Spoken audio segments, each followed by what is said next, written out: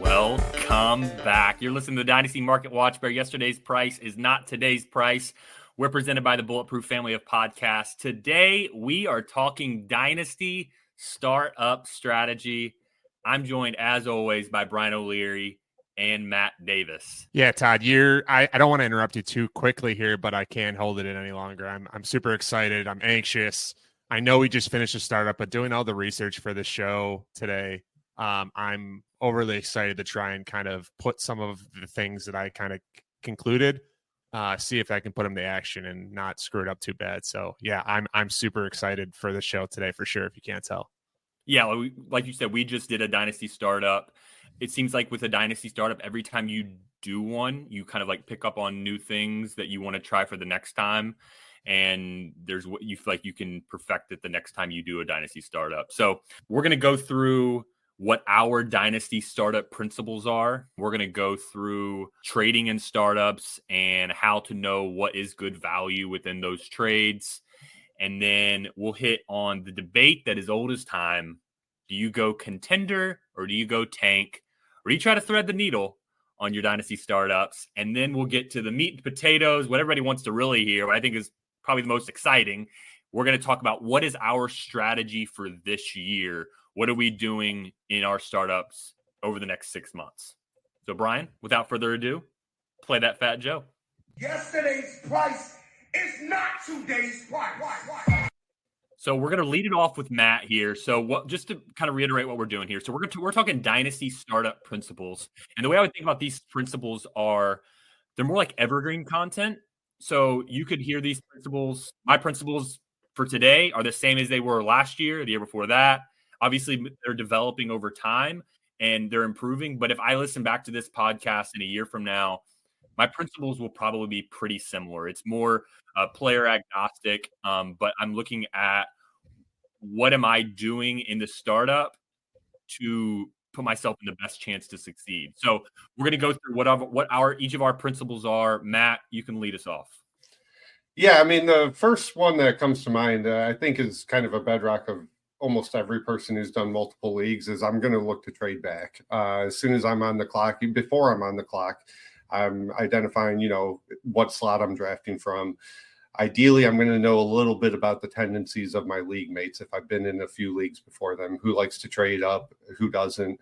I'd like to try and get a few extra future draft picks, draft capital when in any startup, whether I'm going win now or 1 year punt, it does not matter. It just keeps flexibility open. So looking to trade back is, the main one. It's probably an obvious one. The other thing I'm doing is, again, this might be a little obvious, but research the ADP, look at recent startups, ask your buddies if they have any examples of recent startups. So you have a good idea of when tier breaks start, when tier breaks end. Like if getting a, top 10 quarterback is a really important thing. You know when that last one usually goes. So you bring up ADP. I think that's a really good one. It's like kind of like easy to overlook that one. I wasn't really thinking in terms of like looking at ADP, but that's something that I do within every draft. Like find the ADP and then kind of keep an eye on it.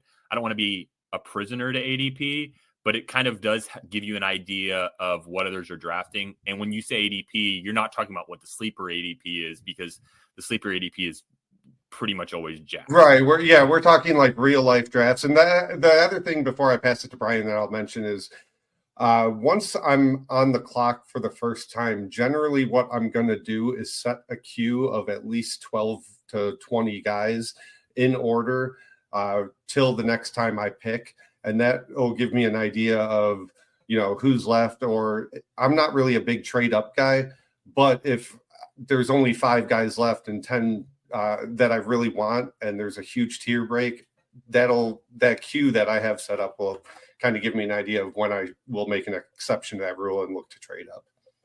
Go ahead, Brian. I think the queue thing is a really good idea.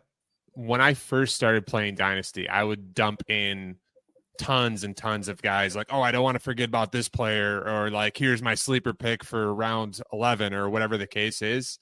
But I found after a while because I did so many startups because I'm a sicko, that it would kind of cloud things up. And I think what you're explaining, Matt, is just like saying, hey, I picked now before my next pick, I want to do 11 or 12 guys in there that like I'll be happy with. And if it's only 8, maybe that's when I do trade up. And if it's like 15 or 16 or 17, that's when you might trade back. And like that's like a simplified tiering system, right? Yeah. And the other thing I would say that you could use the Q for, like we had some startups that we were doing while the NFL playoffs were going on. So they were using like last year's ADP. And, you know, you have to kind of dig to find guys like McBride and Tank Dell and Puka, and like just so you don't forget about them, basically, because that's easy to do, even if you have a good idea of what the real life ADP is. There's a draft that I did, I think 2 years ago, where it was like Cooper Kupp. It was before his explosion, so maybe it was 3 years ago. And we were doing in the offseason when it was still like jacked up sleeper ADP. This is just an easy example. And Cooper Kupp was like projected like round 5 or 6 or something like that. And I remember it was coming off of his unreal season. I got him in like round 3 or 4 with like a pretty sharp group that just kind of like forgot about him. Yeah, it happens every draft, it seems like. Yeah. So yeah, I think it's kind of a nice segue into my couple principles that I always try, and sometimes it's easier said than done for this first one, but remaining flexible is for as long as possible in an actual in your build and your game strategy, I think is a huge advantage. So if you walk into the draft and say, I'm going to win now, I'm shoving the chips in, that kind of pigeonholes yourself into like a certain spot that you might start reaching or pulling on guys that you don't necessarily like, or making moves that you're putting yourself in an uncomfortable, perilous situation. So for me, I always try and remain as flexible as possible so that you can read what your other league mates are doing as the draft's going on. So reading the room, I think in this sense, yes, it's a broad and sometimes a catch-all, but in this sense, reading the room is saying, hey, I see that Matt has win now player X, Y, and Z. I know he's probably not going rookie pick 108 here. He's probably going to take, a Devontae Adams type, or like when it's like a fringe one or the other. And then I might be able to extract some value because of that type of movement or knowledge. Of course, he could always, or they might be willing to move their future, second round rookie pick, first round rookie pick. And in general, like whether I'm thinking I'm going to be a contender or a rebuild, I don't like passing up on certain values. So like if Christian McCaffrey drops to round 4, I was planning on being a real rebuild. I'm not going to take rookie pick 106 because it's a rookie pick over Christian McCaffrey or something like that, something crazy.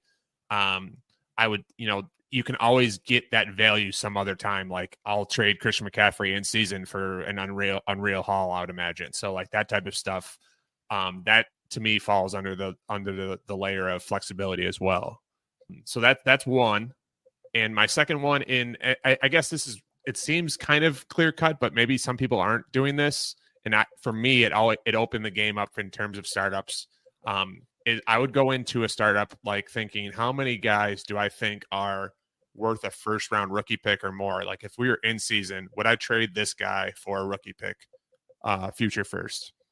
What that does for me, and I hope other people, if they're not doing this and they think about it a little bit, is that it kind of allows you to say, I don't know what, and we'll get into a little bit more of this later, but like startup pick 512, I don't know what that means. But if I can apply like, hey, that is this player that I view as a first and a second, it kind of allows me to trade how I normally and I'm more comfortable with trading, like player for player sort of thing. So it kind of helped me kind of gauge parameters of what startup picks were being, because the biggest issue I see is like a lot of people will trade startup picks not really knowing what it is, and all of a sudden they look back and they're like, oh my God, I just traded 3 or 4 things for a guy that I would have maybe paid one of those things for. Okay, so you're saying kind of applying a rookie pick value to draft slots in a sense. Yeah, like if we get to like ADP, we're talking about, and Zay Flowers is going in late 5th round. I definitely view him as more than just a standard blank rookie first round pick, right? So like that for sure is a scale. Then I can move back and say, okay, 605, do I think that's still worth a rookie first round pick? That sort of thing. Okay. So Matt, you had trading back and kind of understanding what the ADP is and kind of utilizing the queue for your upcoming picks. Brian, staying flexible, kind of an overarching idea, but I think we get the gist, and then kind of applying what those future rookie pick values are. So I've got 3 principles here. The first one's really simple. In the first 7 rounds, 7-ish rounds, 8, I'm looking to draft players that I think are going to increase in value or increase ADP by next year. So what does that mean? I'm probably ending up in a lot of punts, most likely, and a lot of non-contender builds. So like in this previous draft I just did, I took Will Levis in round 8. So like I'm hoping that he can increase in value. So like increase in value year over year. So I'm not probably taking 29-year-old receivers in those first 6-7 rounds, most likely. So let me interrupt you here, Todd, with a question. What about someone like Stephon Diggs that might be like artificially devalued right now because of a stretch that he had last season? Yes, he's older, but proven production. You know, everyone loves Josh Allen and the Bills offense in general for the most part. Is that someone that in 6 months he could be worth more than he is right now? He's not necessarily going to scale up for the next 3 years or something like that, but is that someone that's falling into your value gain? Yeah, if it's something like where I'm drafting here in February and by like August, September, I think that they could increase value. For example, like if you mentioned CMC, he's going in the 4th round. By August redraft season, he's going in like probably the 3rd. Then yeah, that I would view that as like a value gain because you can always trade later. But ultimately, I'm trying to, and I'm not. It's not necessarily like I want like a full round of value. I just don't want to take a loss in value is probably the better way of looking at it. Like I don't want to take Stephon Diggs in round 7, knowing that most likely next year he'll be like a round 9 player, or I'm not going to kind of like take the player out of it. So like maybe don't use Diggs, but just I don't want to take a guy that I know is going to lose value. Yeah. I would much rather target maintaining or increasing value, which sounds simple, but I think a lot of players in those first 7 rounds are destined to lose value because of their age, because maybe they just had a peak season, whatever that is. So I think that's probably one of the big differences that in your strategy between me and Brian. Like me and Brian, I think, have no problem switching up to a win now build and taking Tyreek and CMC if the value's right. And if everyone, like if we see a lot of people around us fading these older players, you're not really looking to do that. You're mostly looking to either, and it doesn't even have to be a 1-year punt. You're either looking for a 1-year punt or just a young contender. You can contend with just a bunch of young guys. So you're doing that to keep your future flexibility open instead of almost using up the flexibility in the current draft, basically. Yeah, because I think like what you see happen a lot is like, all right, let's say for example, I kind of thread the needle and you have like this perfect draft in a sense where things go right. You can a lot of times trade a back end first for a Devontae Adams or for a like even a Tyreek Hill type, maybe not Tyreek Hill, but like that 29, 30-year-old receiver that can go dominate for you, like a Keenan Allen. I can go trade. You can do that easily later in the year if I become a team that's really good. So like to me, if I'm getting Tyreek, I need to be completely win now, or I just think by the time you get into the season, those older guys, they immediately lose value on the trade market. Like you can't trade Tyreek for much more than like, maybe you could trade him for like a couple late first or something. You're not getting anybody's early first. I have some pushback there. Like and Tyreek is maybe like an outlier example, but to me, if I'm trying to trade for Tyreek in season, the person that I'm trying to trade with is saying, hey, he just had 150 yards and 2 touchdowns for me. You got to pay up the wazoo. Where right now they're thinking, hey, how old is he again? They're trying to like optimize their lineup for in August for November. So I could see like the flip side. I totally get what you're saying, Todd. And I know that is like kind of a principal difference that we have in general. And there's no right or wrong way, I don't think either. But like there is different value points in different parts of the season for sure. I guess that's the overarching take that I have. Yeah, I think that older players probably are more overvalued in season. Like the difference between, if we're looking at winning, we talked about this later in the year, like trading Tyreek Hill. David Plout came on and he talked about trading Tyreek Hill for Chris Olave. I don't think that ultimately changed anything for his team. I think we're in the playoffs. So like, give me Chris Olave. Give me the wide receiver in the 12 to 18 range instead of Tyreek Hill. I just don't think it's meaningful. Those points are as meaningful as we want them to be. Now, ultimately, yes, I do want Tyreek Hill on my contenders, but from a startup perspective, I would rather have the youth than taking the Tyreek Hill. I'm also limited on who I can trade with once I have him. Sure. All right, so that's principle one. The second one is I'm just trying to trade a lot. I'm trying to trade. Brian's been in drafts with me where I've have my entire column where it's none of my picks I've picked in my spot. Some leagues are easier to trade than others. Some people are more. We were just in a startup where it was a little bit more difficult to trade and move up and down the board. But a lot of times within my trades, and we'll talk about trading in a minute, but I'm trying to move up and down the board. I'm not trying to trade like 2 picks for 1 pick or 1 pick for 2 or 3 picks. I'm not as also looking to trade for or trade away rookie picks. It's more about trading up and down the board, and which goes into my third principle, which is trading and trying to get at the end of tiers. So understanding that ADP that Matt was talking about, understanding what my value of the players are in those tiers. And then if I'm at the beginning of a tier and I don't care which receiver I get, like let's use that big glob of wide receivers from 12 to 24, basically, I don't want to draft the guy at the top of the tier. I want to trade back, and just whoever you give me is fine. I don't really care. I don't have to have the sexy one at the top of the tier. And Todd, typically from my experience, being in leagues with you, if you were at 401 and you see, 6 receivers or whatever, you're not immediately trading back to like 407. You're like you potentially go 401 to 403, and then when 403 comes on the clock, you trade back again. So you're like gathering like a third here or a third there or whatever. Little pieces. Like I'll do a trade that looks like a loss. So I'll be like like you said, 401 to 403. So I'll go 401 to 403, and just kind of for sake, it might be 510 to 512. So like nobody in their right mind before the draft would make that trade. But when I'm on the clock at the 401.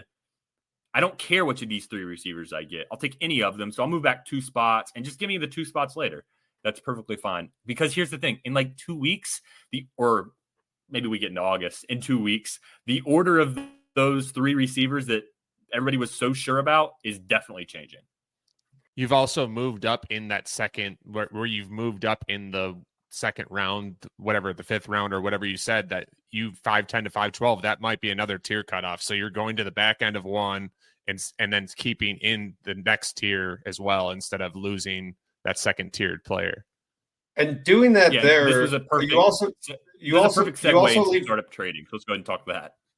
Yeah, you also leave yourself open for the absolute home run outcome of you trade back a half round and you get, let's say, a third or a second, and you get the guy that you would have taken anyway. Someone else traded up, and let's say they wanted Jalen Waddle, and I'd rather have Tank Dell, and now I moved back and got the guy I'd rather have in Tank Dell and got a second on top. So you just make your decision for you, plus some extra. Yeah, exactly. We're talking principles here, so this can transfer over to baseball as well. I'm in a Dynasty baseball startup right now, and I just traded back a full round, and I took what I felt was like a really good trade, but I traded out of the tier. And I was thinking, okay, I'm going to trade out of the tier, but I'm going to try to trade back in at some point when a couple of my guys go.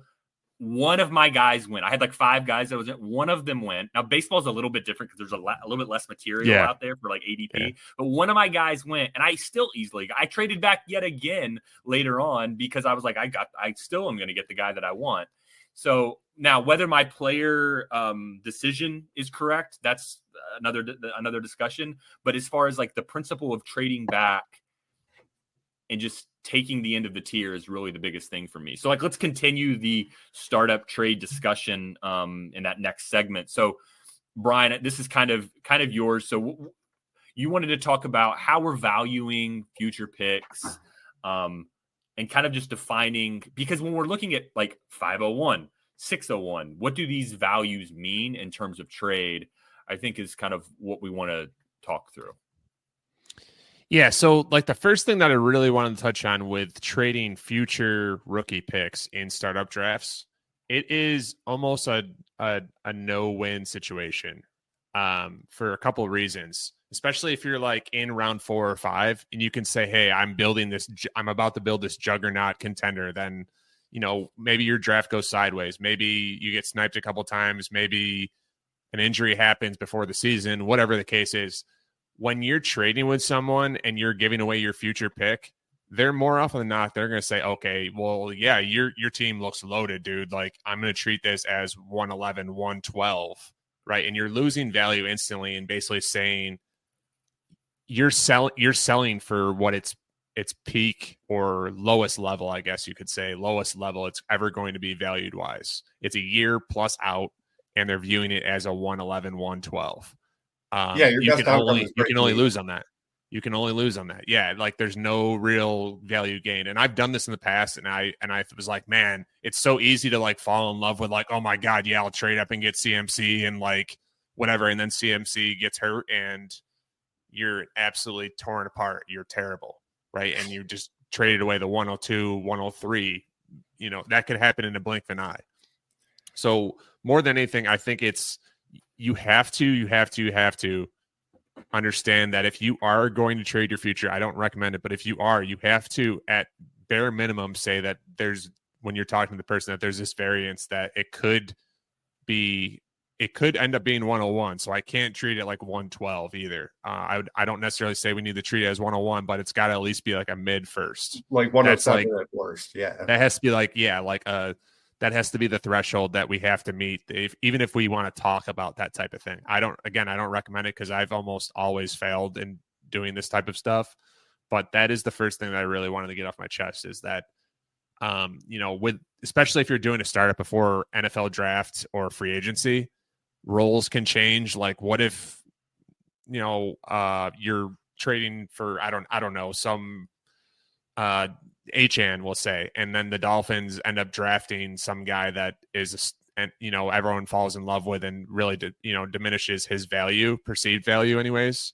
Yeah. All of a sudden I paid a first and a second or something for Achan that he's now viewed as, a split time back or something like that. Like DeAndre Swift is a good example of like a few years ago, you could have thought you were putting the chips in for like the pony that was going to win a bunch of races. And then all of a sudden he's splitting time or less than that with Montgomery and then Philly and whatever else. Yeah. So trading first is a no from me, dog. Yeah. I'm not about it. Like that's the shorter route. Yeah. I mean, when I see people do it, I'm just like, man, that is tough to stomach that you're trading away a future first for this round 6 player. Let's use somebody in round 6, like even like Debo. Like Debo, I think is worth a first, but to trade away your future first at a time when you're not even positive that your team is that great, is just tough to stomach, man. I think it. You can I trade think it later. Like if you're going to trade your future, it has to be like for someone like for like a elite tier quarterback or receiver. Like if you're trading, like if you're going to move up, yeah. If it's like a deal that like.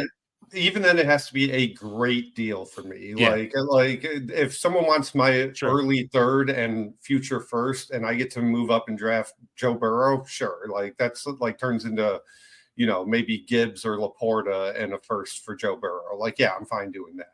It really has to be like an overwhelming, and most people aren't doing that. Most people are asking for like your third and fifth and something else. Like, so. And that's a lesson I've just learned the hard way, man. Like, Brian, you were in some early drafts with me a few years ago when I first started doing leagues with Twitter people. And, yeah, that's just a lesson that I had to learn the hard way. Like, I thought, like Todd was saying, like, man, I got Josh Allen, CMC, Tyreek. I am right there. Yeah, I'm firing off this first and second, picking up another guy. And then, yeah, guys get hurt. Variance happens. Just to counter ourselves, is there a market for – zigging and being willing to put your first out there as available to the chat saying I'm willing to move my first, with the thought that I'm really only going to do a deal that's an absolute smash home run. So you're looking for a mistake from someone, basically. Yeah, I've like done someone's stuff like, like that. because nobody else is trading their first right now. In the leagues that startups that I've done, literally the last 2 years, people or this year and last year, people are really not moving their first. You're going to get undercut if you do. Yeah, that's the only way. So, like they're going to be like, oh, I can give you Michael Pittman probably. This is an example from a trade that I did after an auction startup that we did last year. But it was like a week after the startup, and I traded away Bryce Young, Jameson Williams, and my future first. And I was like a mid-type team, but I got Herbert out of it. And at the time, I was like, man, I'm definitely trading like a mid-first year. Like I don't view and I didn't make the playoffs. I missed the playoffs, but it still was a win for me. I traded a mid-first. I think it ended up being 106. So I traded 106 Bryce Young and Jameson Williams for Herbert. So like if you could make, maybe you need more of a home run than that because Bryce Young at the time was worth more than he is now. But you need just an absolute home run. It doesn't hurt to like throw it out there that you might be willing to move it. Doesn't mean you have to do it. You obviously don't want to negotiate in bad faith. But if you're the only one willing to move a future first, the supply and demand might work out in your favor. Yeah, but I'd only do it on a really good deal. Right. And I forget which one of you made the point, but if you're going to do it and you trade up to get an elite quarterback, like even if you lose the deal, like you still got Joe Burrow, Justin Herbert, Jalen Hurts, like you still have, one of the top assets for the next several years. Like I will say this. Yeah, go ahead. I think there's times where people just say blind, or at least maybe this happened a few years ago. There's an orphan specifically that I took over a few years ago that had drafted Josh Allen and Justin Herbert. So both in the first round. So I assume they just gave up the whole kit and cool, just like gave everything up. Yeah. So it's cool to say like I have Josh Allen and Justin Herbert, but if you have nothing left in terms of assets or other flexibility, again, like you're going to say, oh, I have these two guys, and you're going to talk about a bad team for 6 years, or you're going to end up breaking one of those guys down and getting Jared Goff plus or something like that, which might be okay for you, but for me, like it kind of eliminates the whole point of like, why did you get these two guys if you don't have anything to build around them? Yeah, and I think those strategies have kind of switched a little bit. Like 3 years ago, the productive struggle, I think Ryan McDowell coined it.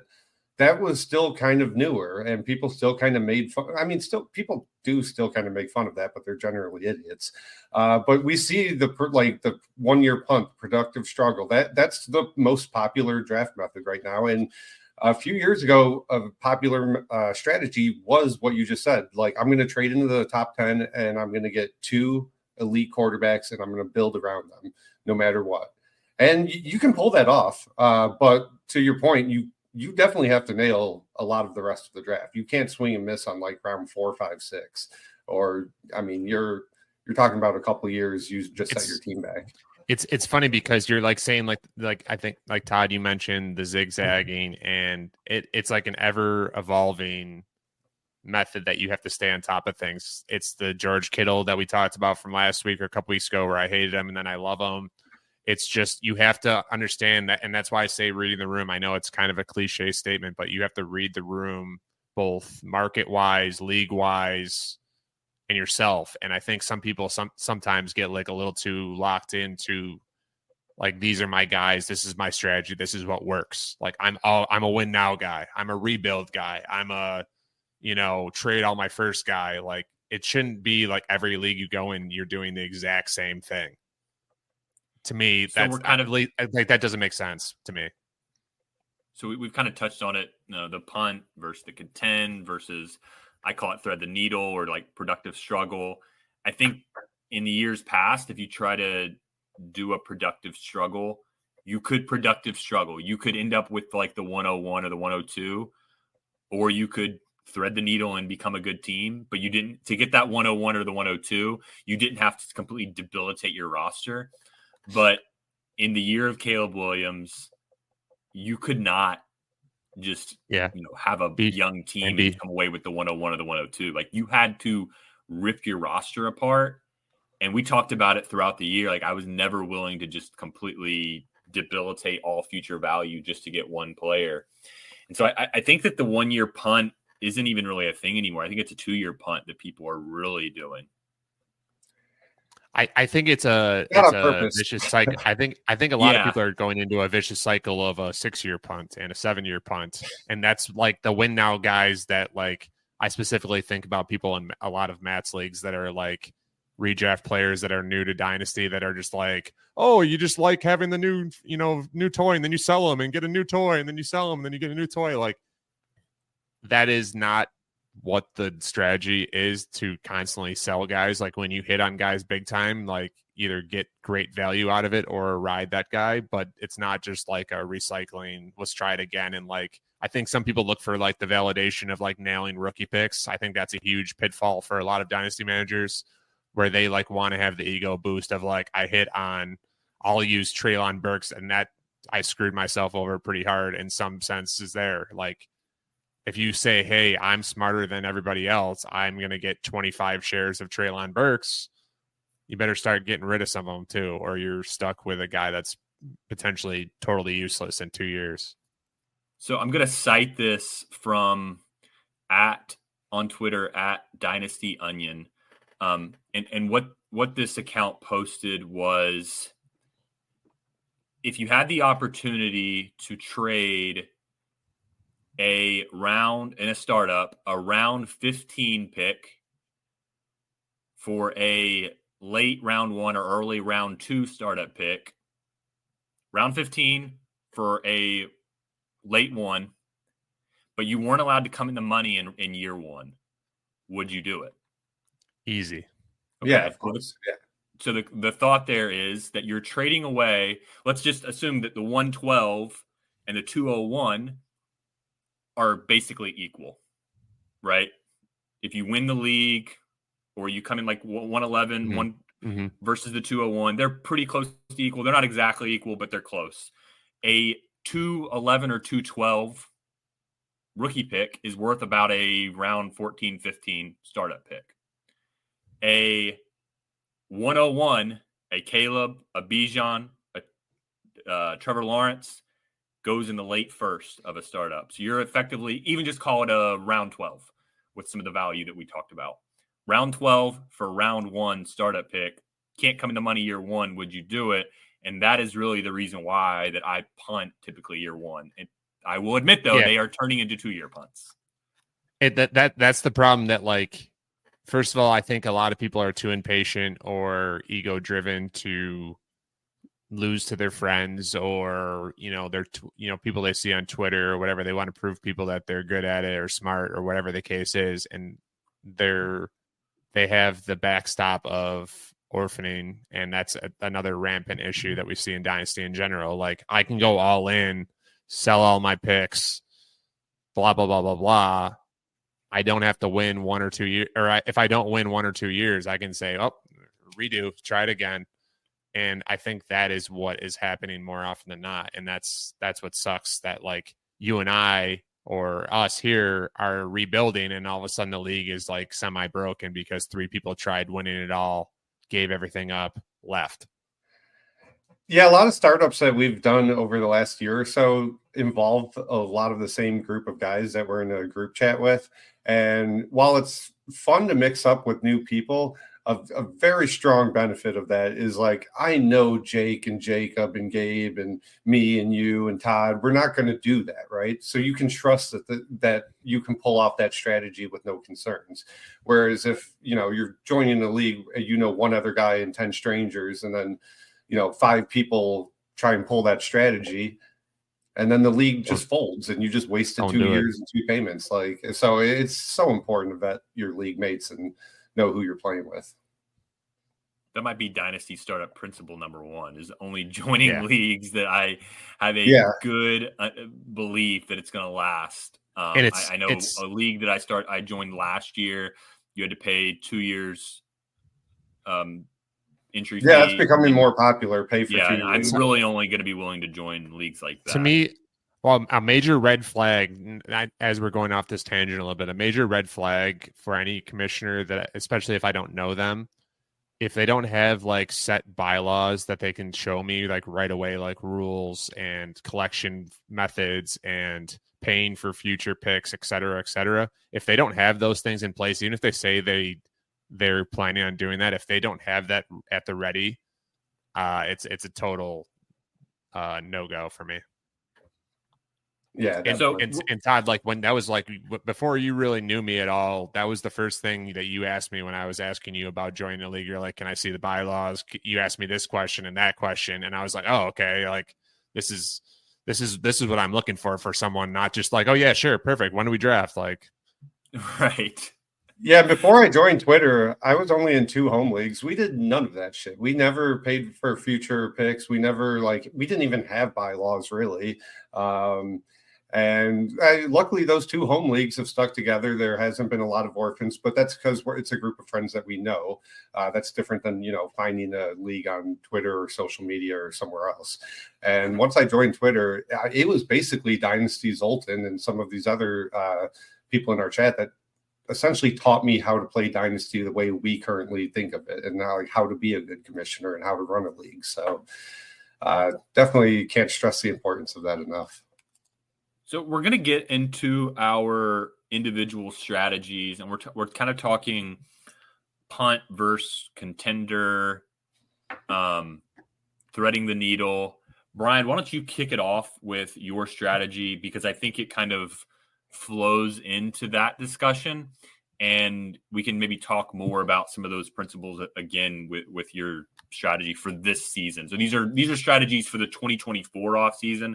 So maybe if you wanted to, and next year, if you want to listen to the first 15 minutes, first 30 minutes, all right. But this portion, we're going to kind of be like more for this year. Specific. Yeah. Yeah. It's a great question. And I'm happy to lead us off here.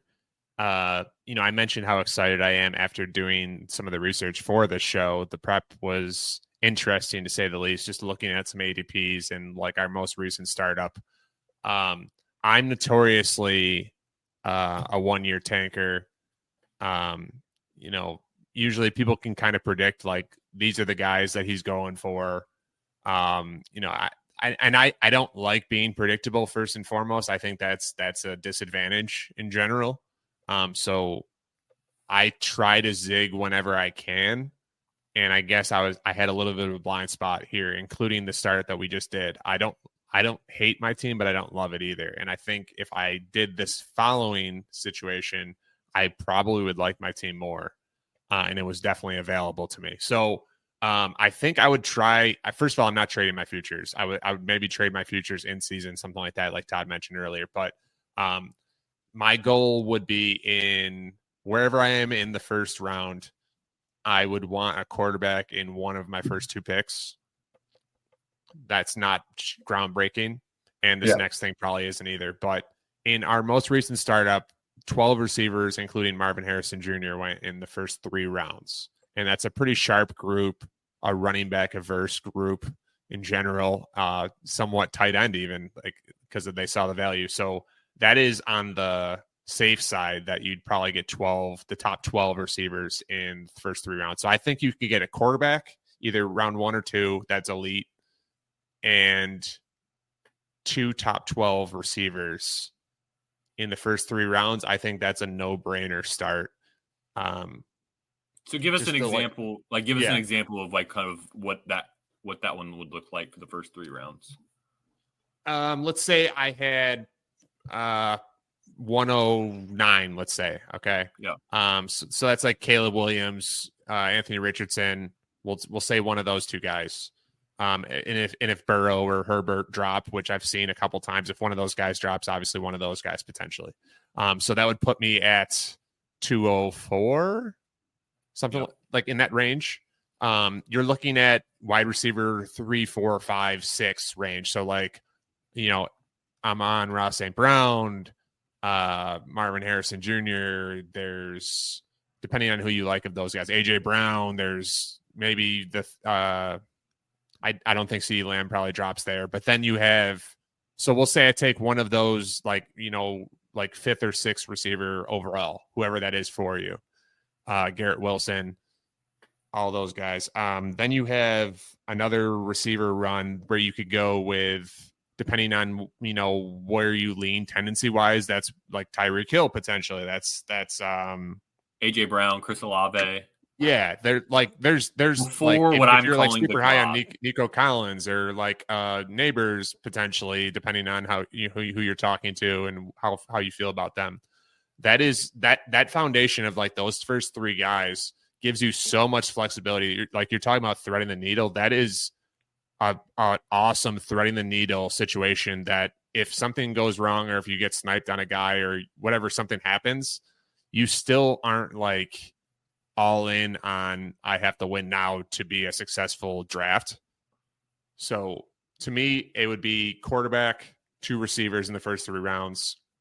And then I'm either looking at like if we're talking tight end premium, I'm looking potentially as in terms of tight end, like either Mark Andrews round 4, Pitts round 5.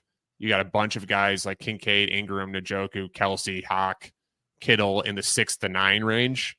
If I get one of those guys between rounds 4 and 9, it leaves me a lot of opportunity for other great values that again gives me flexibility to build out however I want to go. And I'm not going to be like giving away my roadmap basically. So like, yeah. Let me ask a quick question. So, yep. What is the benefit for you to take 2 receivers in the first 3 rounds? So you're talking about getting your quarterback in round 1 or 2. So you've taken either a Caleb Williams in round 1 or vice versa. Maybe take Lamb in round 1 and then like Kyler in round 2. But then you're getting that receiver most likely in round 3. So what is kind of the benefit of getting those receivers in the first 2 out of 3 rounds? I think first of all, they're like receivers are very popular at the top of the board. So first and foremost, like we talked a little bit off air about like positional scarcity. There's tons of receivers that exist in the league. There's not tons of game-changing receivers. And to me, like if you get like 2 of those top 12-ish guys, those are game-changing guys that all have potential, like you talked about earlier, Todd, of like, you know, in terms of ROI, I could get like some wide receiver 1 overall seasons from either of these guys, right? So to me, quarterback foundation, that makes sense. And then if you get 2 receivers, in theory, their careers are longer, longevity-wise. They're going to give you tons of points. And you're able to, and it kind of coincides with what a lot of value happens at the end of the draft or later in drafts, like devalued veteran running backs like Aaron Jones and James Conner and, you know, less sexy like Brian Robinson or David Montgomery, those type of guys. Kamara, David Montgomery. Like there's countless guys that you can get in like rounds 9 plus, like I mentioned. So like I mentioned all those tight ends ending in Kittle. Like if I get one of those guys before round 9, I have tons of running backs that I like putting into a win now situation, that I also have the foundational pieces that when those running backs age out, get hurt, lose their job, whatever the case is, I have 3, 4, 5, 6 foundational pieces that I can just replace running backs. And maybe like in rookie drafts, I don't need necessarily to overdraft rookies in rookie drafts, which I never would do anyways, but it gives you a lot of flexibility. So like I can take chances on, you know, HN or Saquon or Etienne or Kyron Williams in the, you know, rounds 4 to 7 range, and have that one maybe foundational, if you're really high on one of those guys, foundational running back, and then fill in with a couple other really strong guys for a year or 2 of production. Yeah, so while everybody else is taking like Devontae Smith or DK Metcalf or whoever those receivers are in the glob, you can take your ETN, your Kyron Williams, or maybe a high-end tight end.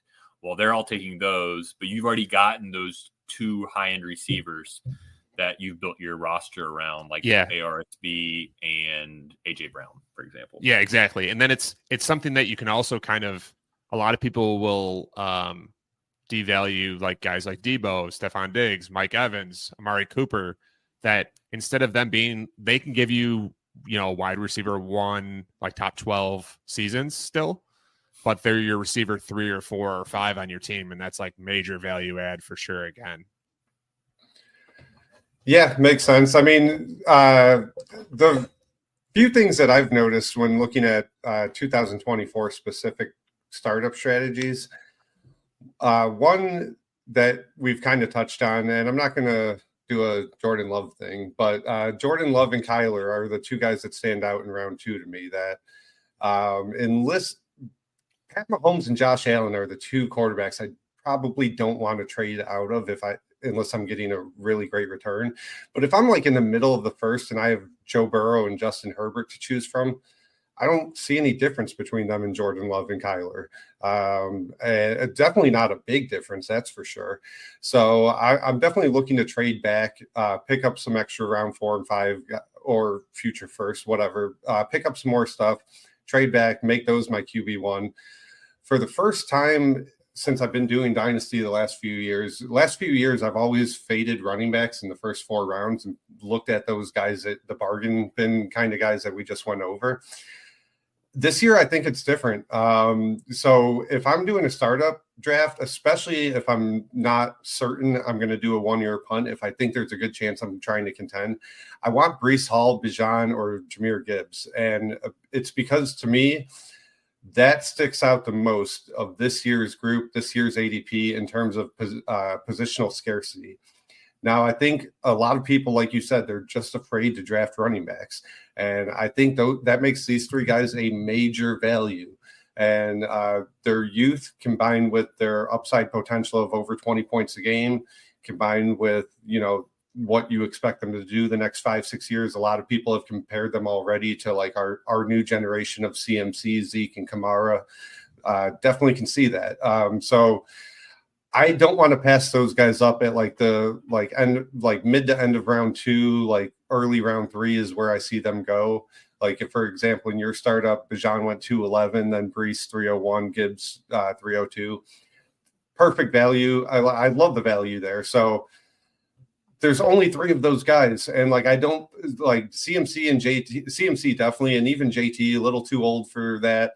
Achane has way more questions than the 3 I just mentioned. ETN, I don't think it is as good as those 3. I don't think he has 20 point plus per game upside like those 3 do. And they're younger than him. I don't know what to do with Kyron. I don't think he's nearly as good as them, though I'd treat him like ETN. So to me, there's only a few of those guys. If you can get one, you're never going to regret it. They're going to have a lot of strong value. And I think that's going to be something that we kind of see people start to notice in terms of like, I think by like the summer, I could see those guys creeping up to like early to mid round 2, where right now they're going to half or full round later than that. Yeah, because we get into like redraft season and they're taking those guys in the first half of a redraft league. And then it just feels clunky to be taking them in the 3rd round of a startup. So it's like they're kind of combining their redraft mentality with dynasty startup. So I think you're right. I think like July, August, there's going to be significant value gain on, you mentioned Breece, Bijan, and Gibbs probably moving up half a round, even a full round, most likely. Yeah, and I love the value on JT too. Like if you can get him in the mid 3rd, I'm fine with that. CMC, that's a guy I'm never afraid to take. Might differ from you a little bit there, Todd, but to Brian's point, you either have to get an extreme value if you don't know your direction, or you have to be ready to say, hey, I'm going to contend because I have CMC. So it's one or the other, but I'm not afraid of taking CMC either. I think he's got a few great years left in him. But so those are like the big 5 running backs, but really the 3 younger ones to me keep your flexibility open. You can even do a 1-year punt if you can't trade them for the return you think they're worth. So my strategy is, I didn't really realize it, but it's kind of a mesh of your all's strategies. So in round 1 this year, and I talked about it some in the startup mock that we did, but Justin Jefferson is my go-to in round 1 for this offseason. If you can get him like in the mid first, that's kind of where I'm targeting. I think I've seen him even go as late as like 8 or 9 in the first round. So really what I want to do is get Justin Jefferson round 1. And then the second round, with Kyler or Jordan Love is just amazing to me. To be able to get one of those guys in round 2, they're really, like you said, they're not that much different than Burrow or Herbert. Yeah. You have the opportunity that they could get that value gain that I'm looking for. I'm looking to maybe draft someone in the second that could be a first rounder next year. And I think that they easily could do that. They might even be like that by August. And from a points per game standpoint, what am I really giving up?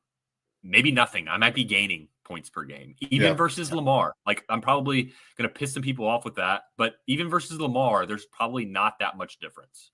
Ty, let me ask you a question here. So you mentioned, let's say Justin Jefferson 107, right? That's like about the range, 107, 108.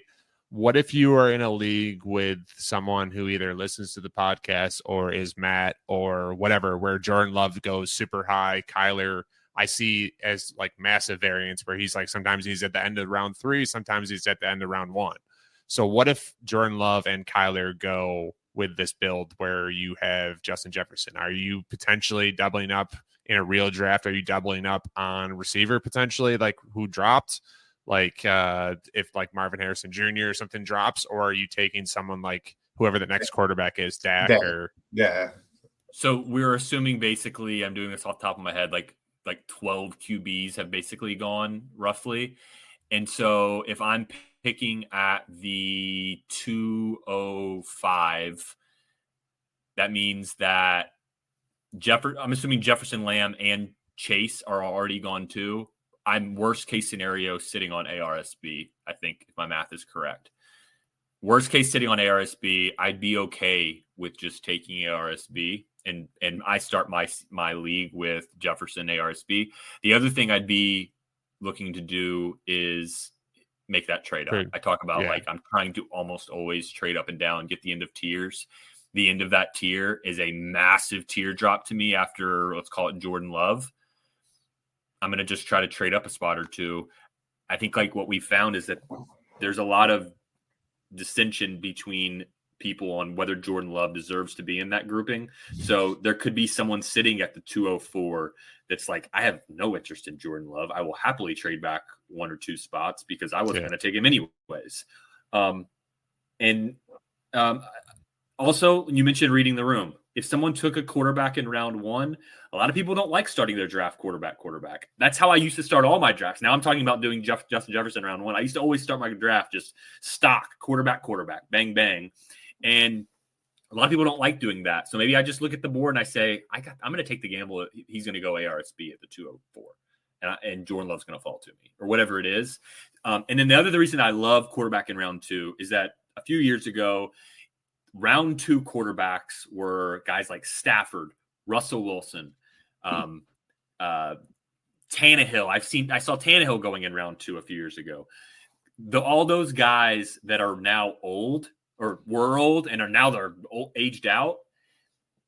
We're not drafting those types of guys in round 2 in this one. We're talking about Jordan Love, who's 25. We're talking about Kyler Murray. We're talking about Dak's not that old. He's probably on the older side, but he's still got 5 or 6 years. So there's good younger quarterbacks taking round 2, whereas before you were taking guys that were not worth it. And that's why I feel like you had to go quarterback in round 1. Now you can go Justin Jefferson in round 1. And the thing that adds to that strategy is, so we had 3 quarterbacks really emerge last year. Jordan Love, CJ Stroud, and even Anthony Richardson. All this community needed was a game and a half from that guy. And like he's on the turn. And this year, we're even more blessed. This year, we're getting 3 Konami quarterbacks in probably the top 5 picks of the real life NFL draft that are in Caleb, Drake May, and Jaden Daniels. So, I mean, that's why, to me, Pat Mahomes and Josh Allen are just a little bit different. Like, they're difference makers. They're going to be for a long, long time. I don't know that Burrow and Herbert are. I don't know that Hurts is. I don't know that CJ Stroud is really. I'm not sure that. We've talked in the past few weeks about how we think he might be a little bit overvalued based on the production. So, yeah, I mean, again, if I can trade back into that second round, pick up a few more, round 4, 5, 6 picks, man, you got to look at doing that. It's going to help you out so much. It's going to leave you more margin for error later on in the draft and later on in the season, stuff like that. Yeah, and so that gets me through round 2. So, and I really like the idea of getting another receiver in round 3. I would say Malik Neighbors is probably the guy that I'm really targeting, but it's like, because I view him as probably going after Olave and AJ Brown. But Olave, AJ Brown, Neighbors, that grouping before you get to the glob. I really don't want to draft in the glob, and that's basically my strategy. My strategy is I don't want to draft in the glob. I want to take early receiver, forget about it, get a tight end. Maybe that's Kincaid, or I'm probably not going to be willing to take a Laporta as early as he's going. But I'm going to try to get one of those tight ends. If I miss on them, my draft is also it's built around really 2 things. And Matt was shaking his head because I think he knows where I was going with it. My draft is built around 2 things. I want to avoid the glob, and I want to look at Deshaun Watson in like round 4 or 5, whenever it is that he's going. Because I can get a guy that I think is going to increase value. And I talked about that's like the biggest part. Speaking of 2-year punts, but no, yeah, I mean, a lot of people agree. Probably more people agree with you on Watson in the 4th than I would. Like, to me, it's important to note that like Dak is almost always the end of that like top second tier of quarterbacks. Like, he goes in the late second usually, from what I see. And then I mean, a guy that is lasted until 4-9 in your draft, that went 6 picks after Deshaun Watson, is Brock Purdy. Like, yep. I'd rather have Brock Purdy than Deshaun Watson. Yeah, I mean, and we're talking kind of like, we're trying to be a little bit player agnostic from like who's worth more than who, but like, as far as like my strategy goes, yeah, if it's Purdy in round 4, okay, that's fine. So, but like another quarterback in round 4 while people are drafting the glob. And then in round 5-ish, a guy like ETN or Achan, I think, is around that area. And again, while they're drafting those receivers, I'm collecting quarterback and running back or tight end. And I think the easiest thing to trade for in Dynasty is the wide receiver position. And if I've already got 2 locked in, I can always come back later and trade for, wide receiver 26 in Dynasty. Like, that's a lot easier to do. Like, the wide receiver 26 a lot of times isn't even worth a first-round pick.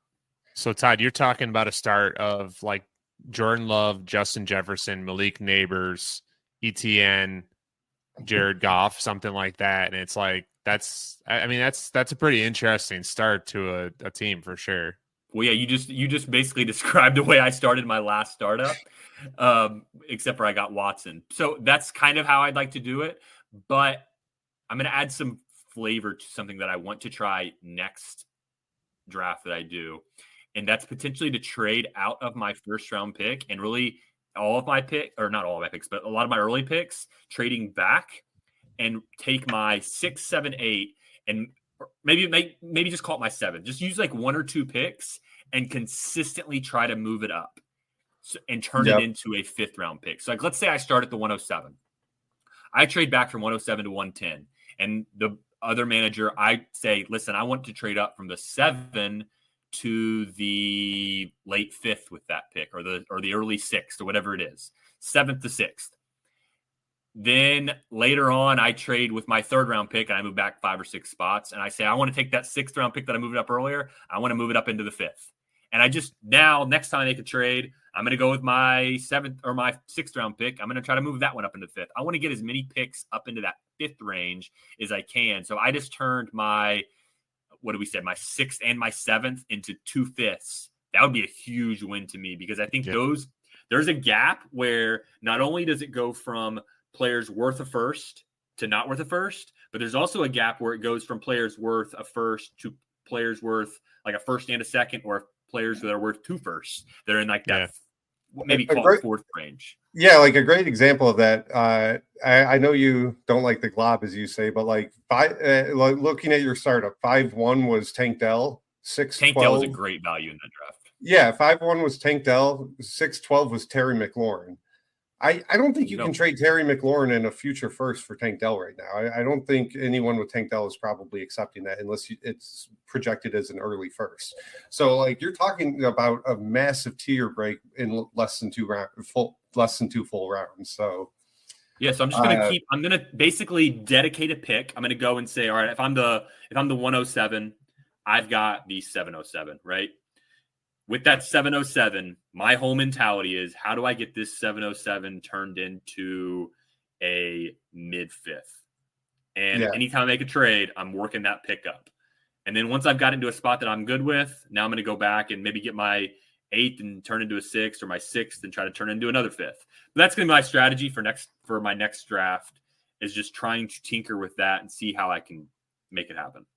I've done the semi what you're kind of describing before. It's a lot of fun. It takes a lot of work. And honestly, it takes a little bit of luck that you have the managers that are willing to wheel and deal in that league. So that's partly reading the room. Mm-hmm. But I traded my first for a second and a third.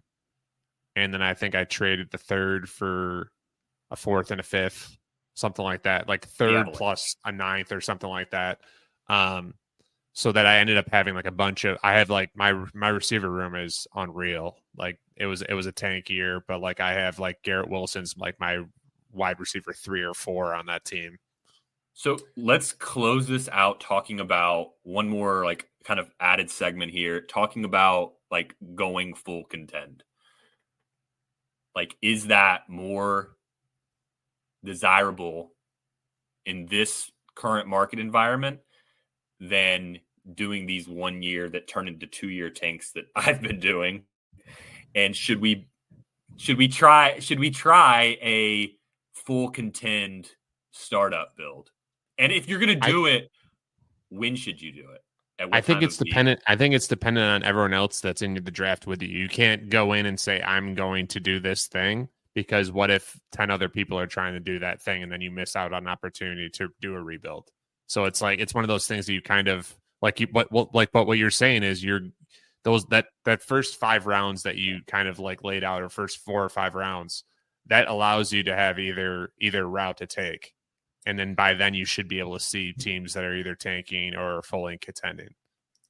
Yeah, and the thing I would add to that is this kind of goes back to us all agreeing in the principles about not trading future first, is like, no matter how hard I'm contending, like I let's say I draft CMC and Tyreek and Mark Andrews and I get Diggs in the round 6, right?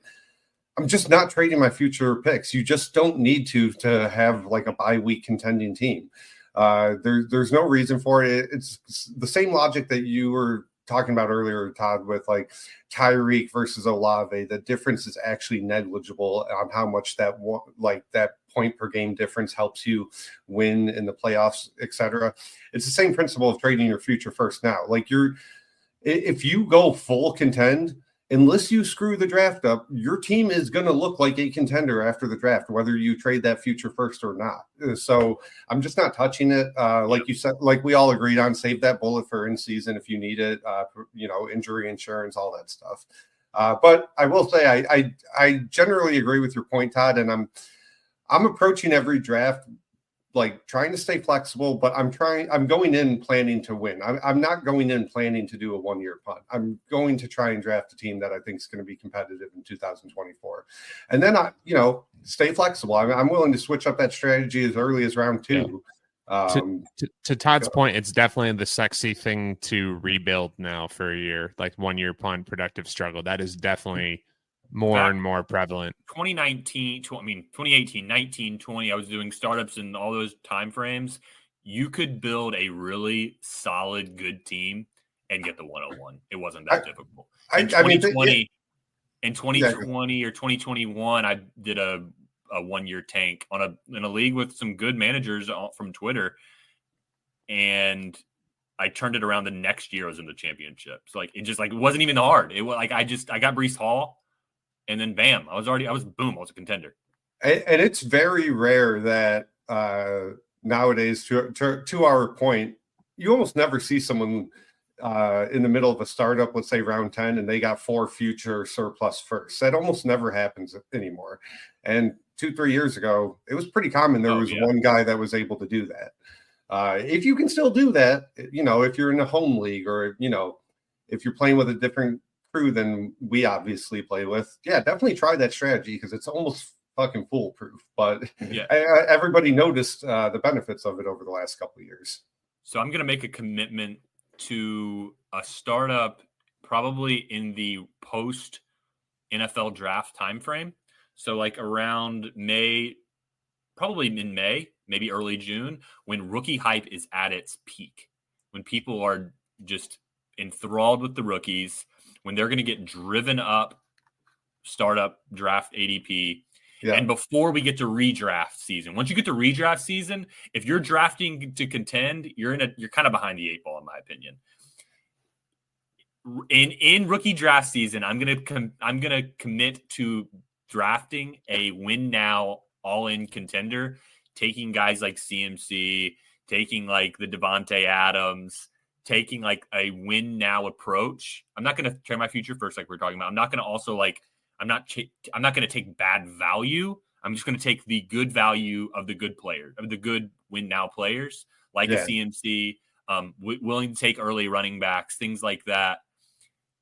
And I'm going to see how it shakes out, because I really have never done one like that. I've done teams where I semi tried to win, like thread the needle, and then either win it, but you leave yourself in a escape hatch. Yeah, and I've never like actually gone full tilt all in. Let's go try to win this year. I'm going to do that in rookie draft season. Yeah, we've kind of thrown the idea around about, doing the league with some of our listeners. So maybe that's not a bad one to look at later this summer. So great. That's Sweet. the problem, yeah. Well, three of us are doing maybe the we'll same save that thing. one for later on. But hey, Some random dude, listener ends up with 6 first-round picks because we're all just like tossing away to play win now. Dude, rookie hype gets so hot that time of year, to your point, Todd. You can straight up tell the rest of the league what you're planning on doing and still pull it off. Like there is a sweet spot, like you said, in between the rookie hype and the, oh shit, points are going to matter this year's season. Yeah, definitely agree with that. I'm dying. Like I said at the beginning of the show, I'm dying for a startup now. I've been very disciplined. I think this is the moment that I need to have one more before our Dynasty Market Watch league. You guys just did one a few weeks ago? Yeah, but I screwed that one up. That's what we were saying. Matt. So I didn't screw it up, but I don't love how it went. I want to try something. No, I hear you. And I think that's stay flexible. Apply your values. It's easier said than done. Yeah. One of my home leagues that's been around for about 4 years or so. We're actually going to do a redraft of the entire league this year because we have decided as a group that it is too lopsided. There are too many behemoth teams, and there are too many teams that are just straight fucked for no better did people have to buy themselves out like that? That's what I would require if I was the first thing I ever did was a bunch of people that didn't know Dynasty and then 2 people that did, and that's kind of how the league turned out. That ended up being like no orphans, but like a 6-team dispersal draft. It was just outrageous, like half the league dispersal with no one leaving. Yeah, and shout out our friend Nick, woman lover, and my friend Shade. They have the 2 best teams. I have the 3rd best team, but it's definitely worse than their 2 teams. And they were magnanimous. You're doing a redraft. They were magnanimous about it. They said that this definitely fucks us over, but let's for the health of the league long term. Let's redraft this because there's some teams that are straight like. I'm the best dynasty player in the world could take over one of these teams and they won't have them in the playoffs in the next 4 years. Like that type of fuck. So it's either that or fold the league. We made the right choice. Shout out 2K3 League. All right, that wraps us up. Thank you for joining Dynasty Market Watch, presented by Bulletproof Family of Podcasts. We're going to continue to be back every week this offseason. After the NFL Combine, we're going to start hitting on more of the late round rookies, guys after that first round. We want to see some of that draft capital and kind of get an idea using grinding the mocks and other resources to understand kind of what that draft capital is going to look like. So after the NFL Combine here in a few weeks, we'll start hitting those rookies. You can find Brian on Twitter at Brian_O'Leary1. Matt is at Dynasty Peasant. I'm Todd at Dynasty SFlex, and you can find me in the Bulletproof Discord. Would really help if you could rate and review the podcast. Don't forget to go find us in the Bulletproof feed and listen there.